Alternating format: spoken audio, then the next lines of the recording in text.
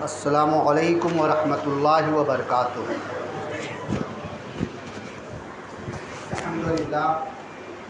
الحمدللہ رب العالمین والعاقبۃ للمتقین والصلاة والسلام علی سید الانبیاء والمرسلین وعلی آلہ وصحبہ اجمعین، اما بعد فاعوذ باللہ من الشیطان الرجیم، بسم اللہ الرحمن الرحیم۔ یا ایھا الذین آمنوا اتقوا اللہ وکونوا مع الصادقین، صدق اللہ العلی العظیم وصدق رسولہ النبی الکریم الامین الامین، ونحن علی ذلک لمن الشاہدین والشاکرین والحمد للہ رب العالمین۔ معزز و محترم سامعین، خطبہ مرحومہ کے بعد قرآن مجید فرقان حمید سے میں نے ایک آیت مبارکہ کی تلاوت کرنے کا شرف حاصل کیا۔ آئیے اس آیت پہ خطبہ شروع کرنے سے پہلے ہم سب مل کر آقا انعامدار احمد مختار مدینہ تاجدار ہم غریبوں کے غم گسار سید الانبیاء والمرسلین احمد مصطفیٰ محمد مصطفیٰ صلی اللہ تعالی علیہ وسلم کے بارگاہ کے تجسمہ میں درود پاک پڑھیں۔ سیدنا مولانا محمد وعلی سیدنا مولانا محمد وبارک وسلم، صلاۃ و سلام علیک یا رسول اللہ صلی اللہ تعالی علیہ وسلم۔ اللہ رب العزت کا لاکھ لاکھ شکر ہے کہ رب کائنات ہم سب کو پھر اس مسجد میں جمعے کی نماز کے لیے رکھا فرمایا۔ تمام حمد و ثنا، تعریف و توصیف رب کائنات کے لیے، اور درود و سلام پیارے آقا محمد رسول اللہ صلی اللہ تعالی علیہ وسلم۔ حضرت موسیٰ علیہ السلام کا واقعہ چل رہا ہے، لیکن انشاءاللہ آئندہ جمعہ حضرت موسیٰ علیہ السلام کا واقعہ بیان کیا جائے گا۔ آج کا موضوع ہے اعلیٰ حضرت امام احمد رضا خان فاضل بریلوی رحمۃ اللہ۔ چونکہ 2 دن بعد حضرت کا عرس ہے اور ان کا کام ہمارے لیے ایسا ہے جیسے کہ ہمارے جسم میں روح ہے، تو کیوں نہ کچھ خطبہ شریف حضرت امام احمد رضا خان فاضل بریلوی رحمۃ اللہ پر کر دی جائے۔ اللہ تبارک و تعالیٰ قرآن پاک میں ارشاد فرماتا ہے، اے ایمان والو اللہ سے ڈرو، یا ایھا الذین آمنوا اتقوا اللہ، اے ایمان والو اللہ سے ڈرو، وکونوا مع الصادقین، اور سچوں کے ساتھ ہو جاؤ۔ رب پہلے فرماتا ہے ایمان والوں سے، اے ایمان والو خدا سے یعنی مجھ سے ڈرو، رب سے ڈرو، اللہ سے ڈرو جس نے تجھے پیدا کیا، جس نے تیری تخلیق کی، بہترین صورت بنا دی، اس سے ڈرو۔ اور پھر اب آگے فرماتا ہے سچوں کے ساتھ ہو جاؤ۔ سچوں کے ساتھ ہونے کا مطلب کیا ہے؟ یہ رب سے ڈرنا یہی کمال کی بات ہے۔ جس نے رب سے ڈر لیا، نہ وہ گنہگار ہوگا، نہ وہ شراب پیے گا، نہ وہ چوری کرے گا، نہ وہ جھوٹ بولے گا، نہ وہ چغلی کرے گا، نہ وہ نمازیں قضا کرے گا۔ رب سے ڈرنے کا مطلب ہی ہے کہ جس کے دل میں خشیت الہی پیدا ہو جائے، جس کے دل میں خشیت الہی پیدا ہو جائے، وہ ہر برائی سے بچ جاتا ہے۔ خشیت الہی پیدا ہو جائے تو ہر برائی سے وہ ہر برائی سے محفوظ و معمون ہو جاتا ہے۔ تو پھر جب خشیت الہی جس کے دل میں پیدا ہو گیا، جو رب سے ڈرا، پھر سچوں کے ساتھ ہونے کا مطلب کیا ہے؟ سچوں کے ساتھ کیوں؟ رب سے ڈرنا ہی بہت بڑی بات ہے، کمال کی بات ہے۔ جس نے رب سے ڈرا وہی کامیاب ہوا۔ پھر رب یہ تو فرما دیا کن مع الصادقین، سچوں کے ساتھ ہو جا۔ تو جنات جو تھے رب سے بہت ڈرا کرتے تھے، تبھی تو بیت المعمور میں پہنچ گئے۔ خشیت الہی عزازیل کے دل میں ایسا بیٹھا، پورا عبادت و ریاضت اتنا کرتا گیا کہ بیت المعمور تک پہنچ گیا، حتیٰ کہ فرشتوں کے معلم بھی بن گیا، فرشتوں کو جھولا بھی جھلایا کرتا تھا۔ لیکن جب حضرت آدم علیہ السلام کی تخلیق ہوئی، اللہ تبارک و تعالیٰ نے فرمایا اسجد الی آدم، آدم کو سجدہ کرو، تو فرشتوں نے سجدہ کیا، اور جس کے دل میں سب سے زیادہ خشیت الہی کی آزادی، وہ سجدہ نہیں کیا، تو جب سجدہ نہیں کیا تو رب نے اسے مردود قرار دے دیا کہ تم میری بارگاہ سے نکل جاؤ، میرے حکم کو نہیں مانے۔ خشیت الہی تو تھی تمہارے دل میں، لیکن سچوں کے ساتھ نہیں دیے۔ اور سب سے بڑا سچا رب کائنات ہے، اور رب نے کہا وہ سجود الی آدم، آدم کو سجدہ کرو۔ اور خشیت الہی عزازیل کے دل میں بھرا ہوا تھا، رب کا ڈر عزازیل کے دل میں تھا، عبادت گزار تھا، معلم تھا، جھولا جھلایا کرتا تھا، لیکن حکم الہی نہ ماننے کی وجہ سے مردود ہوا، اور فرشتوں نے سچوں کے ساتھ دیا تو فرشتے اعلیٰ مقام میں پہنچ گئے۔ اور سب سے سچا ہے اللہ، اس کے بعد رسول اللہ، پھر اللہ کے ولی، پھر علماء کرام، صدیقین، صالحین، شہداء، یہ سب سچے ہیں۔ تو اللہ تبارک و تعالیٰ فرما رہا ہے میری خشیت بھی دل میں بٹھا لو، میری خشیت بھی دل میں رکھو، اور سچوں کے ساتھ بھی ہو جاؤ، تبھی تم کامیاب ہو۔ اور سچوں کے ساتھ بھی ہوگے تو کامیاب نہیں ہوگے۔ تو آج کے دور میں مجدد اعظم اعلیٰ حضرت امام احمد رضا خان فاضل بریلوی رحمہ، جن کی پیدائش 10 شوال المکرم سنیچر کے دن دوپہر کے وقت مولانا نقی علی خان کے یہاں ہوئی، ان کے والد محترم اور ان کے جد امجد دونوں ہی کے دونوں پاک بزرگ اور عالم دین تھے۔ اس دور کے بہت بڑے عالم دین تھے مولانا نقی علی رحمہ و رضوان، اور ان کے والد محترم ان کے یہاں 10 شوال المکرم سنیچر کے دن ظہر کے وقت اعلیٰ حضرت امام احمد رضا خان اس دنیا میں تشریف لائے۔ ابا حضور نام رکھے محمد، کیا نام رکھے؟ محمد، اور دادا حضور نام رکھے احمد رضا، اور انہی سے مشہور و معروف بھی ہو گئے احمد رضا کے نام سے۔ 4 سال 4 مہینہ 10 دن آج یہ ہم بھول چکے ہیں۔ ہمارے گھروں سے یہ جو اولیاء کرام بزرگان دین کا لباس تھا ہمارے گھروں سے نکل چکا ہے۔ ہم چلہ کرتے ہیں اور نہ جانے کیا کیا کرتے ہیں جو عورتوں کے بنائی ہوئی چیز ہے، لیکن وہ چیز نہیں کرتے جو بزرگان دین بنائے ہیں ہمارے لیے، کہ اس پہ خیر و برکت ہے۔ 4 سال 4 مہینہ 10 دن ہوئے اعلیٰ حضرت امام احمد رضا خان کے لیے بسم اللہ خانی کا اہتمام کیا گیا۔ آپ بھی اسے سمجھ لیں اور جان لیں کہ جب بچہ آپ کا یا بچی، بچہ میں دونوں مراد ہے، صرف آپ بچے سے مراد میل ہی مت لیجیے گا، فیمیل بھی لیجیے گا، بچہ اور بچی دونوں۔ اب ایسا نہ ہو کہ مولانا نے بول دیا بچہ جب لڑکا ہو تو بسم اللہ خانی کروائیں گے اور لڑکی ہو تو بسم اللہ خانی نہیں کروائیں گے۔ بچہ میں دونوں استعمال ہوتا ہے۔ 4 سال 4 مہینہ 10 دن کا ہو جائے، 4 سال 4 مہینہ 4 دن کا ہو جائے تو آپ کسی معلم بہترین عالم دین کو بلائے اپنے گھر اور بچے کو بٹھائے اور ان سے بسم اللہ خانی کروائے۔ بسم اللہ خانی کا مطلب یہ ہوتا ہے جو بہترین عالم دین استاد جو آئے ہیں وہ قاعدہ پڑھائیے اور قرآن کے چند سورتیں پڑھائیے، جیسے سورۃ العلق اقرأ بسم ربک الذی خلق خلق الانسان، یہ آیت پڑھائی۔ اور تو جب اعلیٰ حضرت کا بسم اللہ خانی ہوا، ان کے دادا بھی عالم تھی اور ان کے ابا حضور بھی عالم تھی، اور ہمارے طرح عالم دین نہیں، پال کے بزرگ جو عالم ہوتے ہیں، ہم تو ان عالموں کے چرنوں کے دھول کے برابر بھی نہیں ہیں، کچھ بھی نہیں ان کے سامنے۔ ایسے ایسے 2 عالم دین گھر میں رہتے ہوئے بھی اپنے بیٹے کے لیے استاد کو بلایا گیا اور بہترین استاد کو بلایا گیا۔ اب جب اعلیٰ حضرت بیٹھے، 4 سال کی عمر ہے، بولے پڑھو بیٹا بسم اللہ الرحمن الرحیم، انہوں نے پڑھے بسم اللہ الرحمن الرحیم، الف با تا سا جیم ہا خا یا تک پورا پڑھ لیے، اور جب لام الف آیا تو یہ 4 سال کیا عمر ہے؟ چلنے پھرنے کا عمر ہے۔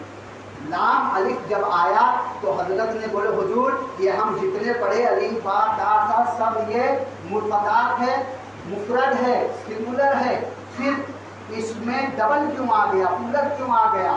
دو جملہ کیوں آ گیا؟ لام الف کیوں آ گیا؟ مرکب کیوں آ گیا؟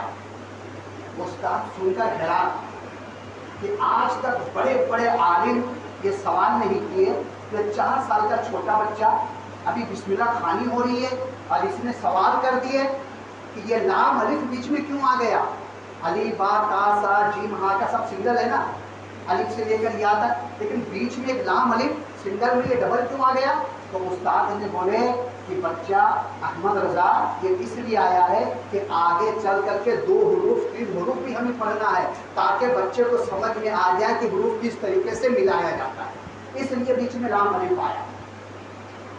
وہ مجدد بننے والے تھے، محدث بننے والے تھے، یہ سوال کے جواب میں نہیں رکے، آگے سوال کر دیے کہ جب یہ بچوں کا سمجھانے مقصود تھا کہ آگے ڈبل پڑھنا ہے، آگے مرکب پڑھنا ہے تو با الف جبر با بھی آنا ہوتا، جیم الف جبر جا بھی ہوتا، دال الف دال کے ساتھ بھی ہوتا، یا الف یا کے ساتھ بھی ہوتا، یہ لام کے ساتھ ہی الف کیوں ہے؟ آخر سوال پیدا ہوتا ہے نا، لام کے ساتھ ہی الف کیوں ہے؟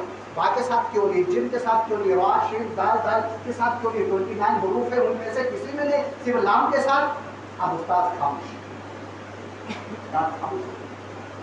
دادا حضور بیٹھے بیٹھے بولے احمد رضا استاد جتنا پڑھائے اتنا پڑھ لو اور سن لو، جانوی ادب لو، زیادہ سوال نہیں کرنا چاہیے۔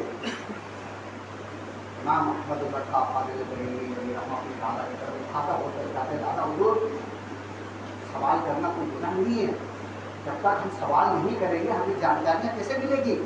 ہم کیسے جانیں گے آگے، ہم کیسے بڑھیں گے؟ آگے بڑھنے کے لیے سوال کرنا ضروری ہے، اور جب تک مطمئن جواب نہیں ملے گا اس وقت تک سوال کرتا رہوں گا۔ دادا حضور آگے بڑھے، اپنے پوتے کی پیشانی چوم لیے اور بولے سنو بیٹا، یہ لام کے ساتھ الف اس لیے ہے کہ صورتاً اور سیرتاً دونوں ایک جیسا ہے، صورتاً بھی ایک جیسا ہے اور سیرتاً بھی ایک جیسا ہے۔ صورتاً مثال کے طور پہ الف کھنچ کے لکھا جاتا ہے، لام بھی کھنچ کے لکھا جاتا ہے، صرف تھوڑا سا گول دہرا دیا جاتا ہے تو اس میں لام بن جاتا ہے، یہ صورتاً ہے۔ اور سیرتاً نسبت اس طریقے سے ہے کہ لام اگر ون سے آپ لکھیں تو 3 لفظ لکھنا پڑے گا، لام لام الف میم، تب بنے گا لام، ورڈ کے حساب سے 3 ورڈ آتے ہیں، لام الف میم۔ اسی طریقے سے الف میں بھی ورڈ سے لکھیں گے تو 3 حروف آئے گا، الف لام فا، تب دکھائے گا الف۔ اب دونوں میں صورتاً سیرتاً مساوی یہ ہے کہ جب آپ لام لکھیں تو لام کے بعد الف آتا ہے، لام کے بعد الف آتا ہے، اور الف جب لکھے تو الف کے بعد لام آتا ہے، یہ صورتاً اور سیرتاً ایک جیسا ہے، اس لیے ان دونوں کو مرکب کر کے بچوں کو سمجھا دیا جاتا ہے کہ آگے چل کے تمہیں 2 حروف 3 حروف والے بھی آئے ہیں اور تجھے سمجھنا ہے، اس لیے مصنف نے یہاں لام الف لکھ دیا ہے۔ اب حضرت اطمینان ہو گئے، 4 سال کی عمر، 4 سال 10 دن، تو آپ بھی اس بات کو مان لیں کہ جس طریقے سے ہم بچے کی پیدائش میں برتھ ڈے مناتے ہیں دھوم دھام سے، اسی طریقے سے ہم جب بچہ 4 سال 10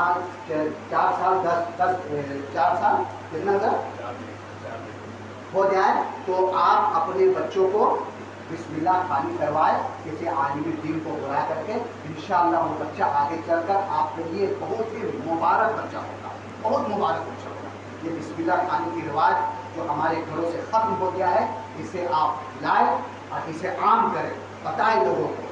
اب 6 سال کی عمر میں اعلیٰ حضرت امام احمد رضا 6 سال کی عمر میں میلاد شریف کا اہتمام کیا گیا تھا، تو 2.5 گھنٹہ 6 سال کی عمر میں سیرت النبی صلی اللہ علیہ وسلم کے اوپر 2.5 گھنٹہ تقریر کیے تھے 6 سال کی عمر میں۔ آج بڑے بڑے عالم دین پوائنٹ ٹو پوائنٹ اگر نبی کے اوپر بولے تو مشکل ہو جائے گا بولنا 2.5 گھنٹہ، ایسے تو لفاظی 20 گھنٹہ بول دیں گے، 24 گھنٹہ بول دیں گے، اس میں کوئی فرق نہیں پڑے گا، لیکن پوائنٹ ٹو پوائنٹ اگر بولنا چاہے کوئی عالم تو 1 گھنٹہ صحیح سے نہیں بول پائے گا۔ 6 سال کا بچہ اعلیٰ حضرت امام احمد رضا فاضل بریلوی رحمہ 6 سال کی عمر میں 2.5 گھنٹہ آقا علیہ الصلوۃ والسلام کے اوپر علماء کے بیچ میں بیان دیے، اور 13 سال 10 مہینے کی عمر میں بہترین عالم فاضل اور مفتی بن کر نکل گئے۔ بہترین عالم بھی، فاضل بھی اور مفتی بھی، 13 سال کے عمر میں رضاعت کے اوپر ایک فتویٰ آیا تھا، تو ان کے ابا حضور نبی علیہ الرحمٰ نے ان کو بولے کہ بیٹا اس کے اوپر تم جواب دو. 13 سال عمر ہے، 13 سال 10 مہینے. آج فتویٰ لینے والے کو عمر 80 سال ہو جاتی ہے، عمریں گزر جاتی، لیکن انہیں معلوم نہیں ہوتا کہ اس کا جواب کیا ہوگا. اچھے اچھے عالم دین فتویٰ کا جواب صحیح سے نہیں دے سکتے، لیکن اعلیٰ حضرت امام احمد رضا خان 13 سال 10 مہینے میں رضاعت کے اوپر اتنے بہترین جواب دیے کہ ابا حضور دیکھ کر کے آنکھوں سے آنسو نکل آیا اور پیشانی چومے اور بولے احمد رضا آج سے فتویٰ نویسی تمہاری ذمہ داری ہے. اور اعلیٰ حضرت نے 13 سال کے عمر سے جو فتویٰ نویسی چالو کی ہے، تا عمر تا حیات مرتے دم تک فتویٰ لکھتے رہے، اور اتنا فتویٰ لکھے کہ کم و بیش 6000 فتویٰ لکھے، جو اس کتاب کا نام ہے فتوی رضویہ، جس کو بڑے بڑے عالم دین نہیں پڑھ سکتے. فتوی رضویہ تو بہت بڑی بات ہے. اعلیٰ حضرت نے جو آقا علیہ الصلوۃ والسلام کے اوپر نعتیہ کلام لکھے ہیں، ہدایت بخشش، اسے اچھے سے عالم نہیں پڑھ سکتے. ہدایت بخشش اور ہدایت بخشش کے جو اشعار ہے، ایک اشعار کے اوپر اگر آپ چاہے تو 10 گھنٹہ تقریر کر سکتے ہیں ایک اشعار کے اوپر. اعلیٰ حضرت لکھتے ہیں حاجیوں آؤ شہنشاہ کا روزہ دیکھو، حاجیوں آؤ شہنشاہ کا روزہ دیکھو، کعبہ تو دیکھ چکے کعبے کا کعبہ دیکھو. اس کا مطلب کیا؟ ہدایت بخشش اٹھائیے، حاجیوں آؤ شہنشاہ کا روزہ دیکھو، ٹھیک ہے، لیکن کعبہ تو دیکھ چکے کعبے کا کعبہ دیکھو. اب اس میں اگر آپ بیان کرنا چاہیں، تقریر کرنا چاہیں تو کتنی لمبی تقریر ہو جائے گی. فتح مکہ، حضور اکرم صلی اللہ علیہ وسلم حضرت بلال رضی اللہ تعالیٰ عنہ کو فتح مکہ جب ہو گیا تو بلال مسجد کے اوپر کعبہ شریف کے اوپر چڑھ کے اذان دو. کہاں اذان دو؟ کعبہ شریف کے اوپر چڑھ جاؤ اور اذان دو. حضرت بلال رضی اللہ تعالیٰ عنہ کعبہ شریف کے اوپر چڑھے ہوئے ہیں، اذان نہیں دے رہے، نبی کو دیکھ رہے ہیں. حضور اکرم صلی اللہ علیہ وسلم بیٹھے ہوئے ہیں، ادھر ادھر دیکھ رہے ہیں. آقا علیہ السلام فرماتے ہیں بلال اذان کیوں نہیں دیتے، اذان دو. حضرت بلال رضی اللہ تعالی عنہ عرض کرتے یا رسول اللہ صلی اللہ علیہ وسلم، جہاں بھی آپ اذان دینے کا حکم دیے میں کھڑا ہوا اور کعبہ شریف کے طرف منہ کر کے اذان دیا. آج تو کعبے کے اوپر کھڑا ہوں، میں سوچ رہا ہوں اپنے رخ کو، اپنے چہرے کو کدھر کروں، میں کدھر رخ کر کے اذان دوں، کدھر رخ کر کے اذان دوں. آقا علیہ السلام مسکرا دیتے اور فرماتے بلال کیا دیکھ رہے ہو؟ ارے جدھر میں بیٹھا ہوں میرے رخ کے طرف اپنا رخ کر کے اذان دو. اسی پہ اعلیٰ حضرت نے فرما دیا کعبہ تو دیکھ چکے کعبہ کا کعبہ دیکھو. سمجھے؟ بہت سے لوگ مسلک اعلیٰ حضرت کے اوپر اعتراض کرتے ہیں کہ مسلک اعلیٰ حضرت کیوں کہتے ہیں، مسلک اعلیٰ حضرت کیوں کہتے ہیں. بھائی مسلک اعلیٰ حضرت جو ہے وہ کوئی نیا دین نہیں ہے، یہ وہی دین ہے جو ہمارے آقا محمد رسول اللہ صلی اللہ علیہ وسلم. آپ کو ایک مثال دے کر میں سمجھانا چاہتا ہوں. آپ کے گھر سے یا آپ کی گلی سے کوچے سے روڈ نکلا رہتا ہے. اب وہ روڈ بہت پرانا ہوتا ہے، پتا نہیں کتنا پرانا روڈ ہو، 100 سال پرانا ہو، 80 سال پرانا ہو، 50 سال پرانا ہو. روڈ جو رہتا ہے بہت پرانا ہوتا ہے، لیکن اس روڈ میں، اس راستے میں کھابڑ، کہیں گڈھا ہو گیا ہے، کہیں پہ اونچا ہو گیا، کہیں پہ نیچا ہو گیا ہے. لوگوں کو آنے جانے میں بہت مشکل ہو رہی ہے، گاڑیاں صحیح سے نہیں چل رہی ہے اس میں. تو کوئی خیرخواہ آدمی یا کارپوریٹر کا کوئی آدمی آ کر کے اور وہ اس روڈ کو میں مرمت کر دیتا ہوں، اس روڈ کو میں مرمت کر دیتا ہوں. وہ خیرخواہ آدمی یا کارپوریٹر کا کوئی آدمی آ کر اس روڈ کو مرمت کر دیا، اس روڈ کو بہترین بنا دیا. جو روڈ خراب تھا، کہیں گڈھا پڑ گیا تھا، کہیں اونچا تھا، چلنے میں چلانے میں مشکل پڑتا تھا، اس روڈ کو اس نے بہترین طریقے سے بنا دیا. اور یہ نہیں بولا کہ میرا نام ڈال دینا اس روڈ میں. اور وہ خیرخواہ آدمی، کارپوریٹر آدمی جو آیا، روڈ بنایا، چلا دیا. اب جو اس پبلک جو تھی रोड ठीक कर, रोड को जब इसमें चलना आसान हो गया है, गाड़ी चलाना आसान हो गया, क्यों ना जो आदमी आकर इस रोड को खैरखा आपने बनाया है उस आदमी के नाम से इस रोड का नाम रख दिया जाए। और मसलन उसका रोड का नाम रख दिया गया अब्दुल्ला रोड। क्या रख दिया गया? अब्दुल्ला रोड। तो अब ये बताएं कि रोड जो बनाया गया अब्दुल्ला रोड, ये पुराना था या नया था? आप बताएं। पुराना था ना, 100 साल पुराना रोड, लेकिन वो रोड खराब हो चुका था, चलने में मुश्किल आता था, गाड़ियां लोग सही से नहीं चला पाते थे, इसलिए कोई खैरखा आदमी ने उस रोड में मुरम्मत कर दिया। और मुरम्मत करने की वजह से वो रोड का नाम, जिस आदमी ने रोड को मुरम्मत किया उसका नाम अब्दुल्ला था, या जो भी नाम, उस नाम से अब्दुल्ला रोड रख दिया गया। तो क्या जिसको कहेंगे नया रोड है, वही पुराना ही रोड है ना? तो बात समझ में आ गई होगी। यही दिन है जिस दिन पे सहाबाए किराम चले, जिस दिन पे गौसे पाक चले, जिस दिन पे ख्वाजा गरीब नवाज चले, जिस दिन पे आला हजरत इस दिन को सिर्फ मुरम्मत किए हैं। और मसलक आला हजरत ने खुद नहीं कहा कि इस दिन का नाम मसलक आला हजरत रख दो, बल्कि खैर खान लोगों ने कहा कि आला हजरत जो इस दिन में तितर हो गए थे, ईसाइयत पढ़ गए थे, राफजियत पढ़ गए थे, सुन्नियत को पहचानना मुश्किल था, इस सुन्नियत को, इस रास्तों को सही सालिम लाने के लिए आला हजरत ने इतना अच्छा काम करके, इसलिए सुन्नियत को पहचानने के लिए इस दिन को मसलक आला हजरत से पहचाना जाए। जिस तरीके से रोड को हम अब्दुल्ला के नाम से पहचानने लगे, रोड तो बहुत पुराना था, सैकड़ों साल पुराना था रोड, लेकिन बनाने वाले का नाम, रिपेयर करने वाले का नाम अब्दुल्ला था, तो उस रोड को हम अब्दुल्ला के नाम से पहचानने लगे। इसी तरीके से ये दीन हमारा बहुत पुराना है, सिर्फ 1400 साल ही पुराना नहीं। यही दीन लेकर हजरत आदम अलैहिस्सलाम आए, यही दीन लेकर हजरत शीस अलैहिस्सलाम आए, हजरत नूह अलैहिस्सलाम आए, हजरत इब्राहिम अलैहिस्सलाम आए, हजरत इस्माइल अलैहिस्सलाम आए, हजरत इसहाक अलैहिस्सलाम आए। कमो पेश 1,24,000 अंबिया इकराम जितने नबी आए, इसी दीन के तबलीग किए, और इस दीन को लोग मिक्स करने लगे, तो इसी दीन को नो करने के लिए अंबिया इकराम आए। और अब अंबिया नहीं आने वाले हैं, अब उलमा इकराम आने वाले हैं। तो जो उलमा इकराम दीन के काम करेंगे, उन उलमा इकराम के नाम से दीन चमकेगा, दमकेगा, और लोग उन्हीं के नाम से मानेंगे, अच्छा नहीं। ऐसी बात नहीं है कि आला हजरत के बाद अब कोई आने वाला नहीं है, और भी बड़े बड़े आदमी दीन आएंगे इंशाअल्लाह, और वो दीन के काम करेंगे, उनके नाम से भी ये दीन पहचाना जाएगा, उनके दीन से भी ये नाम जाना जाएगा। आला हजरत एक शख्सियत की नाम नहीं है, आला हजरत एक फर्द का नाम नहीं है, बल्कि पूरी कौम का नाम आला हजरत है। इमाम अहमद रज़ा खां फाज़िल बरेलवी रहमतुल्लाह अलैह बहुत काम किए, कमो पेश 55 उलूम का इल्म रखते थे, 55, और सबों में किताबें लिखे, ऐसी बात नहीं है, हर एक में किताब लिखी, उनकी किताबों को मुताला करें, उनकी किताबों को पढ़े, कंजुल ईमान का मुताला करें। और लोगों ने भी कुरान के बहुत तर्जमा किए, और लोगों ने भी कुरान के मायने लिखे, लेकिन आला हजरत का तो तर्जुमा अल्लाहु अकबर कबीरा।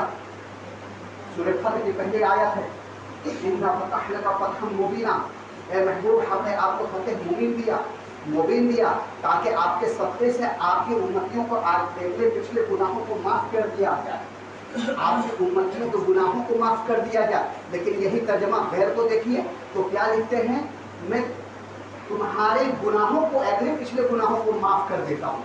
रब फरमा रहा है, ए महबूब मैंने तुम्हें रोशन पते दी ताकि तुम्हारे अगले पिछले गुनाहों को माफ कर दो। अल्लाह अकबर। नबी गुनहगार है, नबी तो मासूम होते हैं। अब अगर कोई ईसाइयत या कोई वहीदियत या कोई भी रिलीजन वाला वो तर्जमा पढ़ के बोले, मौलाना तुम्हारे नबी कैसे गुनहगार थे जिसको तेरे खुदा ने तुम्हारे नबी के अगले पिछले गुनाहों को माफ कर दिया, अब उसका जवाब हमारे पास क्या होगा? लेकिन आला हजरत इमाम अहमद रज़ा खां फाज़िल बरेलवी रहमान के तर्जुमे में पर कुर्बान जाइए, फरमाते हैं, ए महबूब हमने तुम्हें रोशन फतह दी ताकि तुम्हारे सत्ते से तुम्हारे गुनाहगार उम्मतियों के अगले पिछले गुनाहों को माफ कर दिया। ये है आला हजरत का तर्जमा। तो आप आला हजरत को माने, आला हजरत को पढ़ें और आला हजरत को जाने। और आला हजरत के जो सबसे कीमती चीज़ थी वो इश्क़ नबी। खुद आला हजरत फरमाते हैं कि अगर मेरे दिल को निकाला जाए اور 2 ٹکڑا کیا جائے تو ایک میں لا الہ الا اللہ لکھا رہے گا اور دوسرے میں محمد رسول اللہ صلی اللہ علیہ وسلم لکھا رہے گا. تو آج ضرورت ہے اعلیٰ حضرت کو جاننے کی، اعلیٰ حضرت کو پڑھنے کی. آپ سب کو، ہم سب کو اللہ تبارک و تعالیٰ سوانی اعلیٰ حضرت کو اپنی توفیق و تقدیر عطا فرمائے. وآخر دعوانا الحمد للہ رب العالمین. استغفر اللہ ربی من کل ذنب واتوب الیہ وحق لا الہ الا اللہ محمد رسول اللہ صلی اللہ علیہ وسلم. سبھی لوگ اچھے سے کھڑے ہو جائیں اور آگے پیچھے سبھی درست کر لیں. تھوڑا تھوڑا اور آگے آ جائیں.